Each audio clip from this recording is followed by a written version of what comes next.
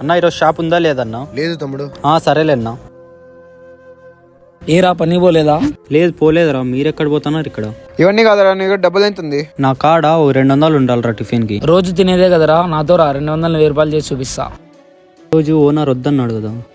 నేను వస్తా, పోదాం పారా. నువ్వెక్కడికి వస్తున్నావు రా? మేము పోయి తీసుకొని వస్తాం, నువ్వు ఇక్కడే ఉండు. తీసుకోరా, సాయంత్రం లోపల తెచ్చిచ్చేసి. ఏరా వాళ్ళకి డబ్బులు ఇస్తాను? అదేదో అవసరం ఉంటే ఇచ్చాను వాళ్ళకి. ఏమంత ఎక్కువేనా నీకు డబ్బులు వాళ్ళకి కానీ ఇచ్చేకి? వాళ్ళు ఎలాంటి వాళ్ళో నాకు తెలుసు. ఇప్పుడు నిజం చెప్పురా. అదే అన్న 200 ఇస్తే 1000 రూపాయలు చేసి ఇస్తా అన్నారు, అందుకే ఇచ్చా. ఇదిరా ఒకసారి ఫోన్ చేయి వాళ్ళకి.